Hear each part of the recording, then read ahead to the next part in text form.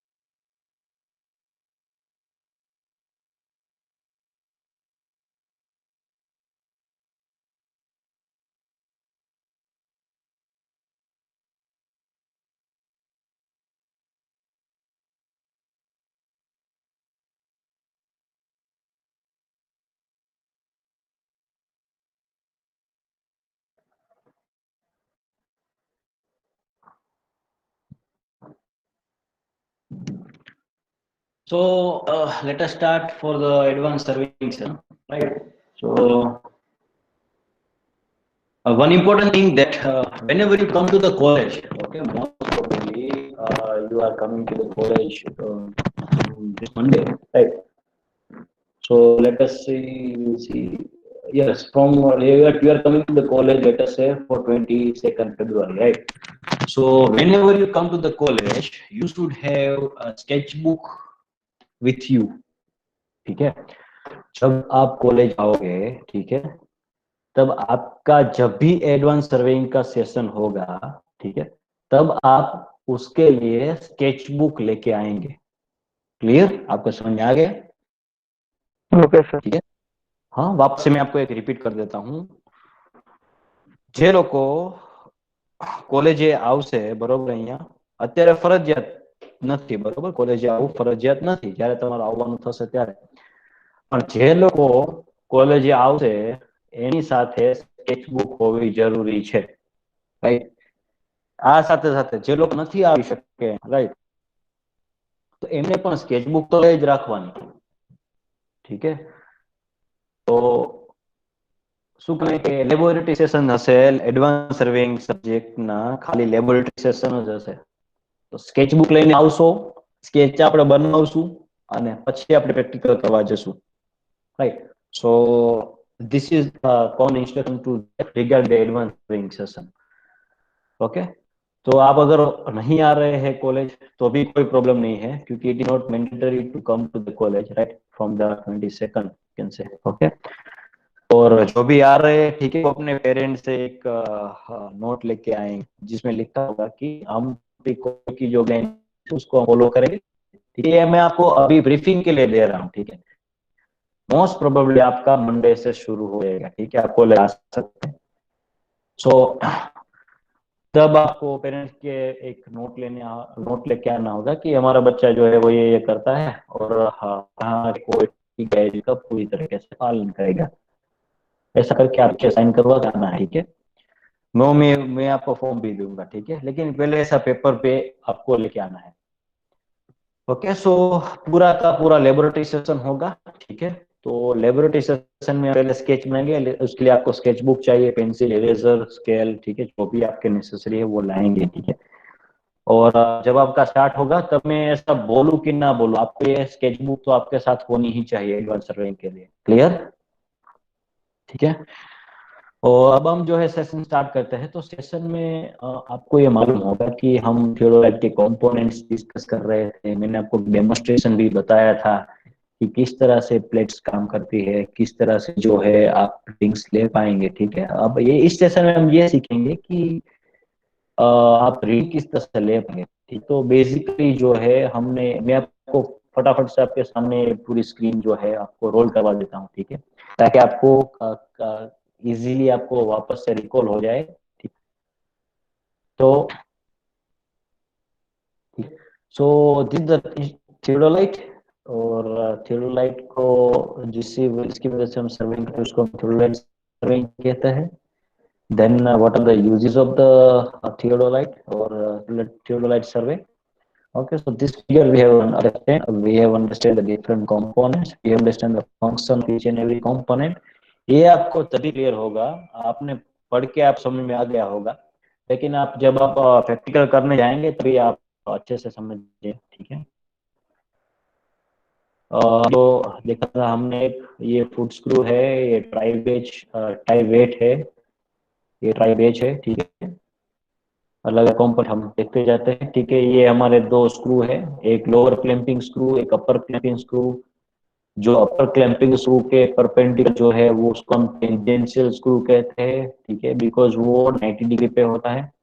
तो इस फिगर में आप लोअर टेंजेंशियल स्क्रू नहीं दिखेगा, क्योंकि वो ये वाला है, पीछे की साइड है, ठीक है, पीछे की साइड है, ठीक है।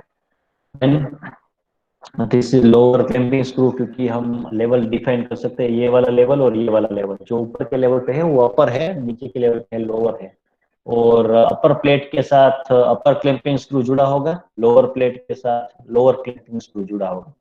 तो ये दोनों प्लेट इसके अंदर है, ठीक है। ये जो मैं हाईलाइट कर रहा हूँ बॉक्स है, कंपास है, उसके अंदर है, ठीक है, ठीक है। उसका मैकेनिज्म हमने समझा था एक मॉडल के जरिए, ठीक है, वो आपको याद होगा, ठीक है। One important thing is that this is simply say you can say upper clamping screw is there. I have holded the upper clamping screw, right?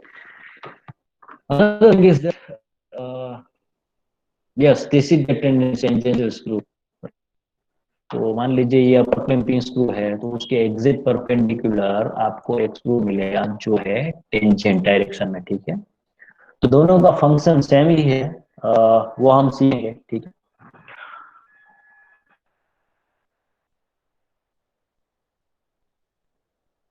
आगे हम देखें तो जो ये लोअर है, ये लोअर क्लैंपिंग स्क्रू है, और उसके परपेंडिकुलर जो है ये अंदर जाता हुआ, ये that is our tangential screw है, ठीक है।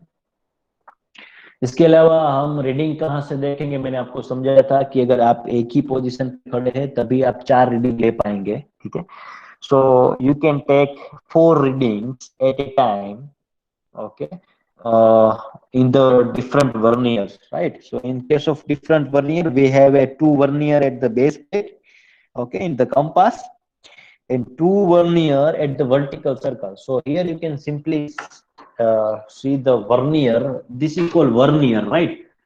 So here you can see there is a mark is there. So here you can see the 2 plates are there. This is that line which is separating the 2 plates. Bottom plate having the readings of 360 degree, right? You can see here, right? 360 degree. It is 260, but it is a complete circle, right? So it can start from 0 and it will rotate, come back and come back to the 360 degree. Another thing is upper plate. We have upper plate also. So this is, I'm highlighting, this is your upper plate. So we will understand the reading, how to take the reading, right? So this is A, near A, okay. Second point, if you see, this is B, right? So the compass having the 2 verniers, one is A, second is B, right? Meanwhile, if you go for the vertical circle, this is my vertical circle because it is in the vertical plane. Clear? So this circle is referred as a vertical circle, and the readings we are taking on the vertical circle is referred as a C and D. Okay, C and D. So this you can refer as a C, and this you can refer as a D. So in the next figure, you will simply watch the C over here, right? And this is, I'm taking a reading on C, right? Reading on vernier C.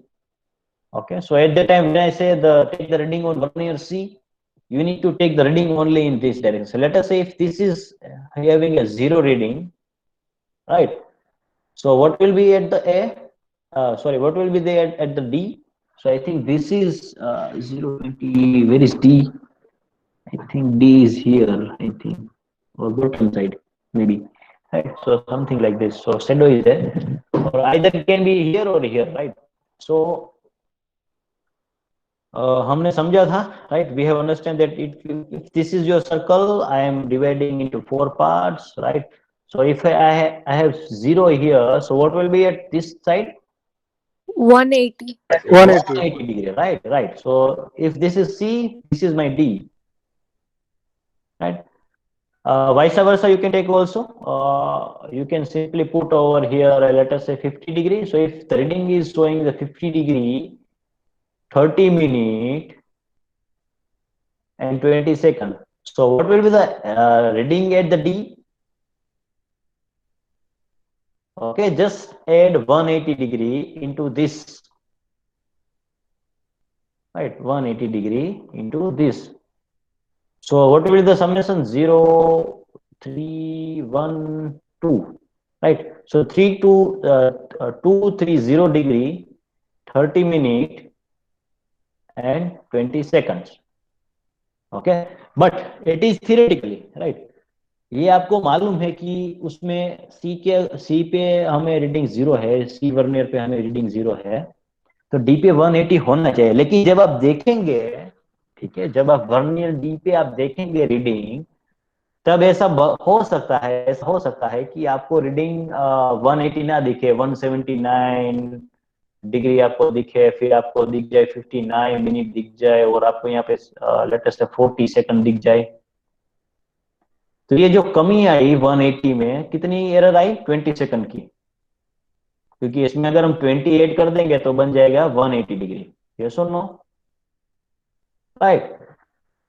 तो 20 second जो है वो आपकी error हुई। कितनी human error हो सकती है, इंस्ट्रूमेंट एरर हो सकती है। हर एक व्यक्ति के पास जो आई है उसका विजन अलग अलग है, ठीक है। किसी को स्पेक्टेकल्स है, किसी को चश्मा है, ठीक है।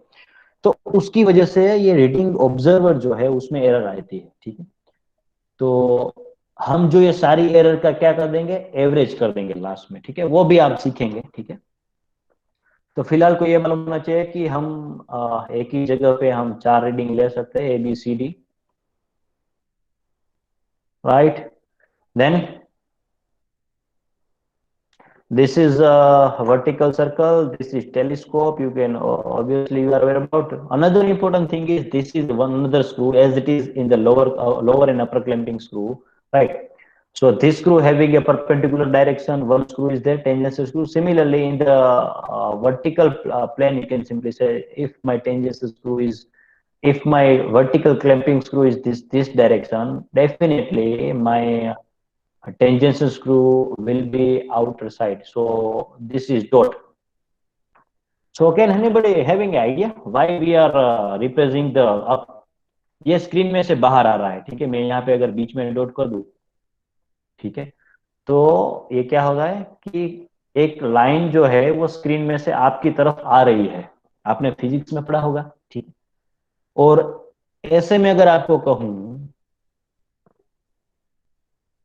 तो इसका मतलब क्या होता है कि वो लाइन जो है उसके अंदर जा रही है। ऐसा क्यों, आपको मालूम है इसका मतलब क्या है आपका कौन, मतलब सोच सकते हैं कि क्या है इसका लॉजिक?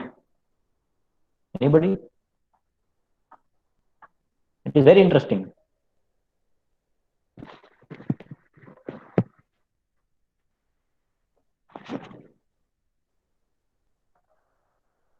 एनीबॉडी, किसी को लॉजिक मालूम है? रिफ्लेक्शन हो सकता है सर।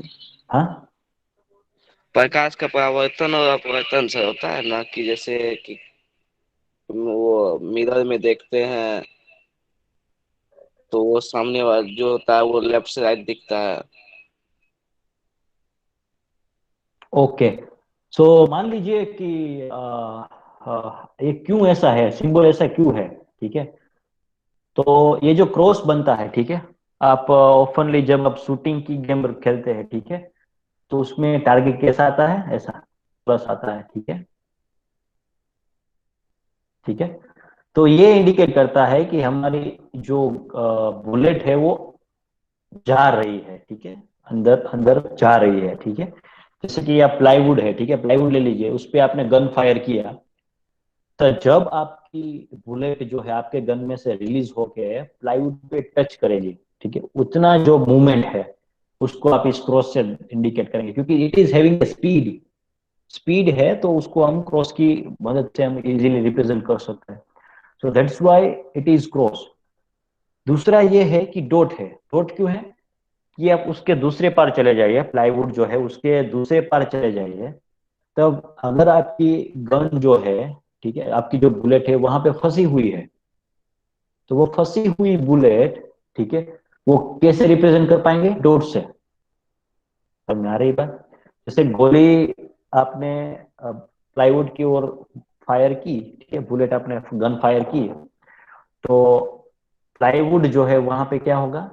एक डॉट बन के निकलेगी। अगर उसके गोली अगर आर पार हो गई तो वो डॉट बन के निकलेगा, यानी छोटा सा छेद बनेगा। तो वो छेद जो है वो ये है, इसका मतलब ये है कि आपकी तरफ जो है आ रहा है कुछ, ठीक है, और इसका मतलब ये है कि आपके आपसे दूर जा रहा है। So this screw I can represent by this also in the figure। ये सर्कल बना दिया और डॉट रख दिया। डॉट का मतलब क्या है?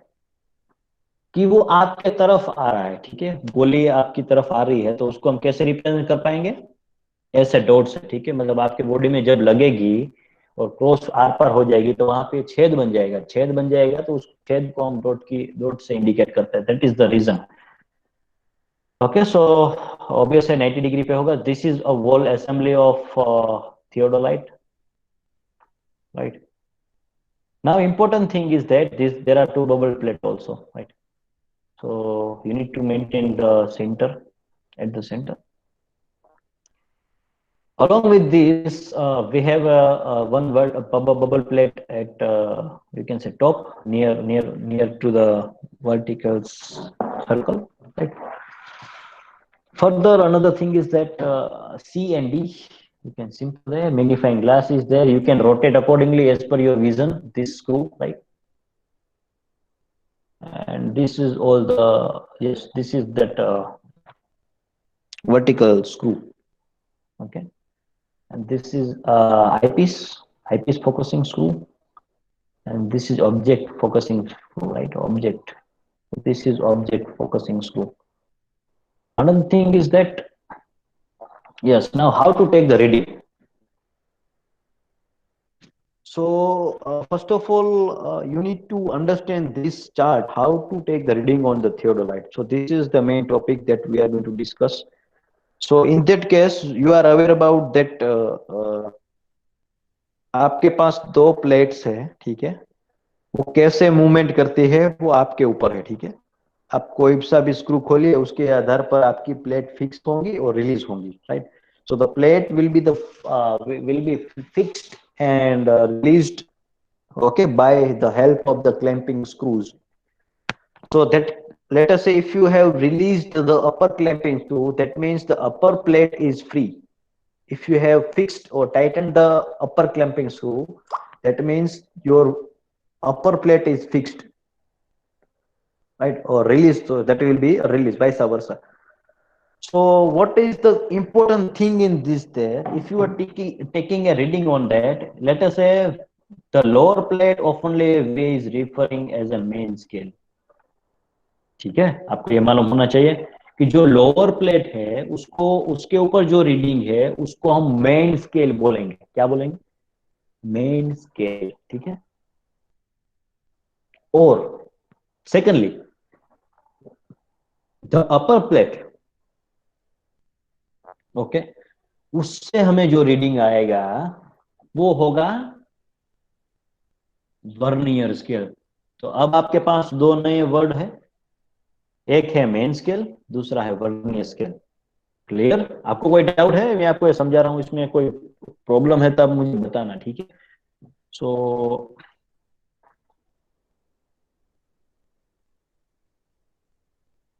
राइट, आपको कोई कुछ प्रॉब्लम आ रही है सुजा, राइट? कोई प्रॉब्लम है तो बुझा बताना, ठीक है। नहीं सर। सो आपके पास जो है अब दो स्केल है, एक अपर प्लेट है, अपर प्लेट के लिए वर्नियर स्केल है, ठीक है, और लोअर प्लेट के लिए मेन स्केल है। तो अभी आपको ये भी याद रखना है कि मेन स्केल जो है उसमें रीडिंग कहां से कहां तक होगा, 0 डिग्री से लेके 360. 360 डिग्री तक होगा, ठीक है। और वर्नियर स्केल में रीडिंग कहां तक है, देखिए आपको दिख रहा है, 0 से 20। 20 तक।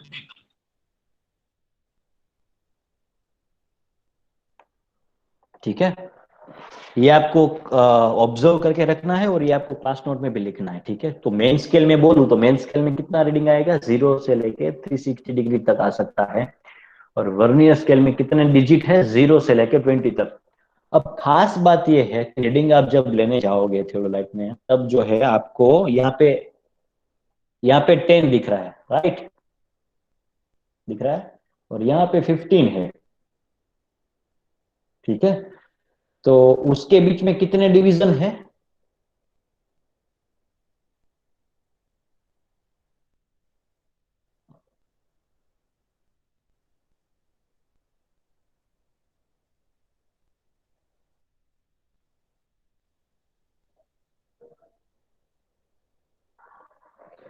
कुछ मालूम हुआ मैंने यहाँ पे क्या लिखा,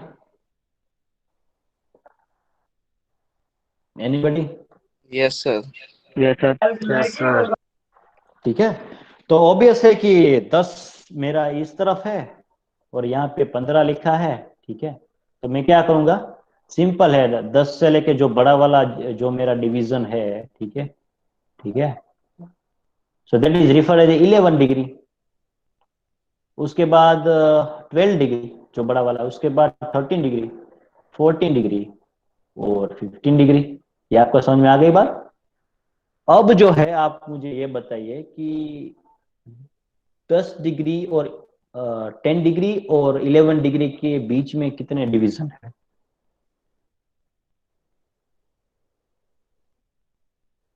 કેટલા કાપા છે, 10 અને 11 વચ્ચે?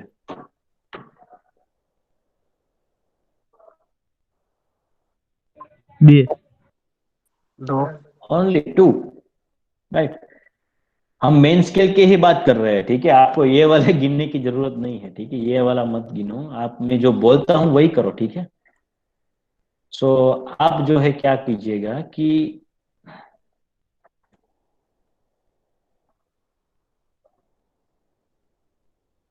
ठीक है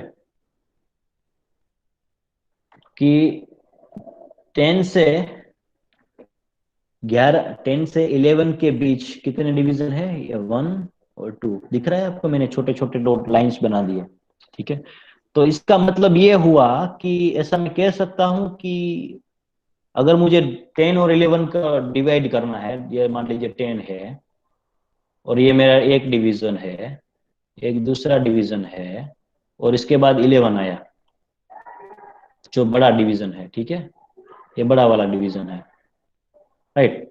सो मैं ऐसा कह सकता हूं कि ये वाला यहाँ पे अगर मेरा पॉइंटर है, तो मैं इसको ऐसा लिख सकता हूँ 10 डिग्री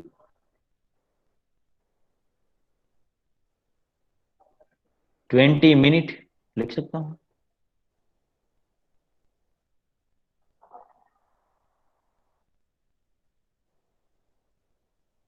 किसको समझ में आया ये वाला? सर डाउट है सर, समझ में नहीं आया। तो आप मुझे ये बताइए कि 1 डिग्री जो है वो कितने मिनट का होता है? 60। 60।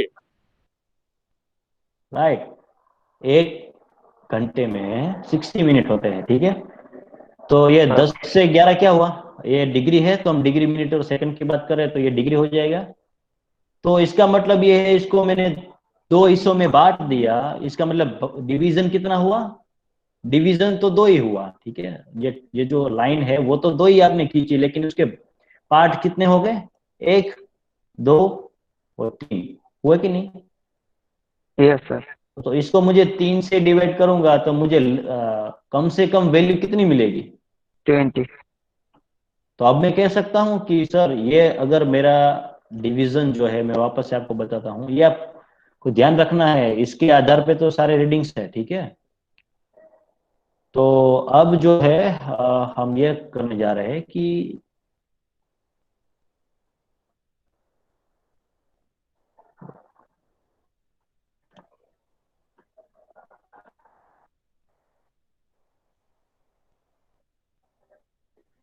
तो मान लीजिए यहाँ पे हम आपको बताते हैं, ये 20 है तो ये 19 है, ठीक है। तो इस पॉइंटर पे मैं अगर रीडिंग है मेरा, यहाँ पे मैंने सर्कल बनाया है छोटा सा, तो आपको ये स्केल में वो दिख रहा है, तो उसका रीडिंग का वैल्यू कितना होगा, 19 डिग्री 20 मिनट्स, ठीक है। उसके यस आगे का 19 degree 14 minutes, sorry 40, right, 40 right. उसके आगे का हो जाएगा 19 डिग्री 60 मिनट, हो जाएगा। यस यस तो जब आप बोलते हैं 19 डिग्री 60 मिनट, तो ये क्या हो गया, 20। 20 डिग्री। हाँ 20 हो गया। तो that's right, is written that 20 degree. अब आप ऐसा यहाँ पे भी कर सकते हैं, मान लीजिए 10 11 12, ये मान लीजिए आपका 12 डिग्री है और ये आपका 13 डिग्री है, राइट। तो अगर यहाँ पे है आपका पॉइंटर, ठीक है, यहाँ पे मैंने सर्कल बनाया है ये वाला डिवीजन पे है, तो आप बताइए रीडिंग कितना होगा।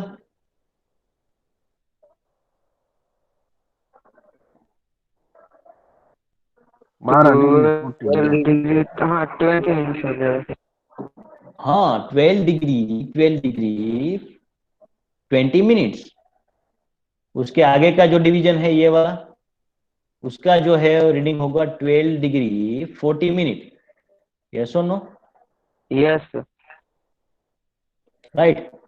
और उसके आगे का रीडिंग क्या होगा, ये वाले 12 degree 60 minute, so what is there 13 degree.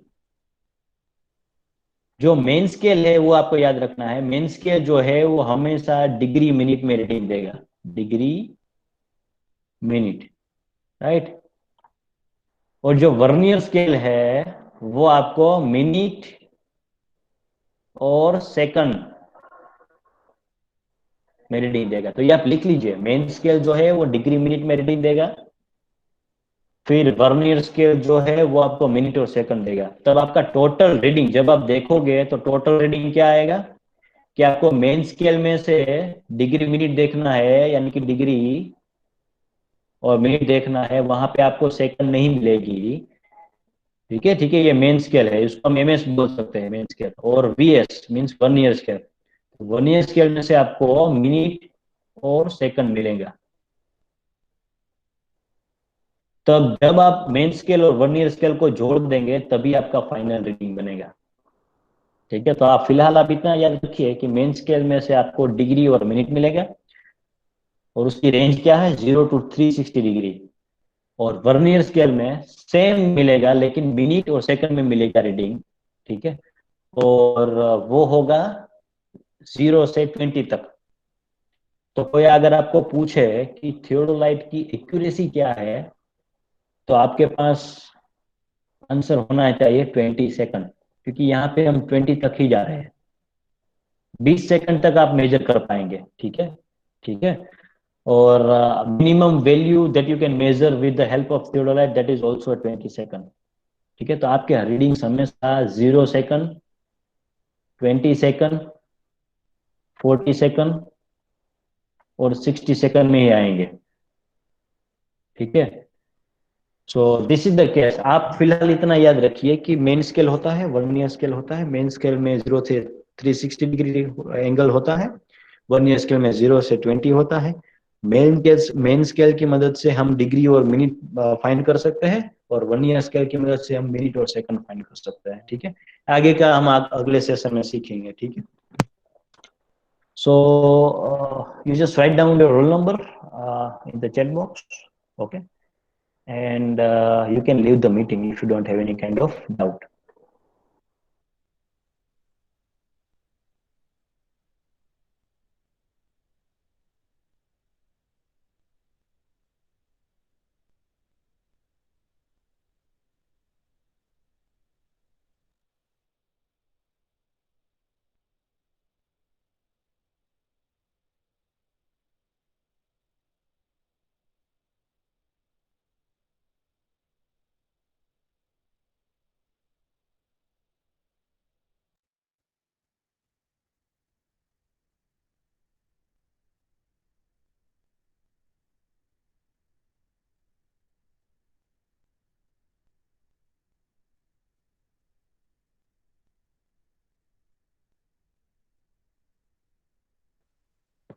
आपको कोई डाउट है तो पूछ सकते हैं, अदरवाइज यू कैन लीव।